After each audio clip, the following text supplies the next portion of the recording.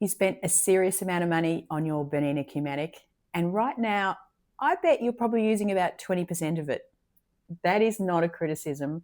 That is actually most people, including me. But what most Q-matic owners probably don't even realize, that 20% might be all you ever need to use. This channel is for ladies who've taken the leap into long-arm computerized quilting and are figuring it out as they go. No jargon, just over 10 years of real studio experience behind every video. If you've ever stared at the Q-matic manual or menu and thought, oh my gosh, what even is all this? Then you're definitely in the right place today. Q-matic has a lot going on under the hood.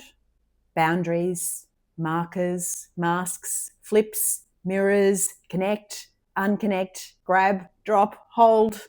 Oh, the feature list goes on. And you might be assuming that you need to know all of it before you can start using your Q-matic. But that assumption can actually keep you feeling really stuck in watching YouTube tutorials or reading the manual or trying to figure out how to do these intricate things that you may never even need to use. The features exist because Q-matic was designed to cover a whole range of use cases: custom quilting, placing specific blocks, masking.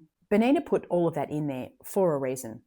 But for most of us, it's actually like buying a commercial kitchen when all you want to do is make soup. So what do most people actually use Q-matic for? Here's my opinion. When you strip away all those advanced features, Q-matic is, in essence, just an edge-to-edge workhorse, and it's brilliant at it. Edge-to-edge quilting is the vast majority of what most, not all, but most professional long-arm quilters do all day, every day. And I'd hazard a guess that most home quilters are using it for the same reason. Occasionally, you might want to place a block design or put a specific pattern inside a panel. Q-matic handles that really well too. But that gap between edge-to-edge confidence and being able to use every feature on the Q-matic machine is not a gap that needs closing before you can get started. So let's talk about my opinion on all those advanced features. But just before I get to that, if you're in your first few months of learning the Bernina Q-matic system and you're finding it just all completely overwhelming, then I've got something for you. I've put together a free guide called Your First 90 Days with Q-matic. It covers the things that actually matter early on, so you're not wasting time learning things that don't actually move the needle for you. The link is in the description below.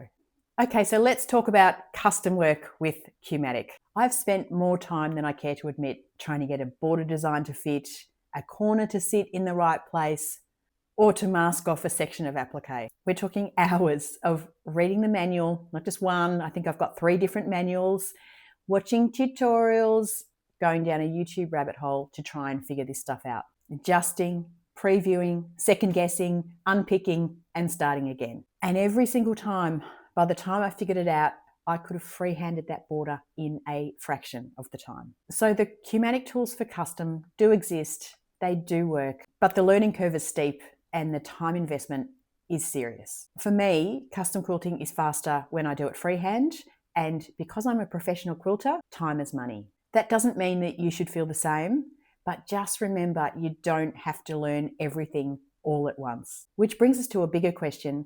If you don't have to learn it all at once, what should you actually focus on?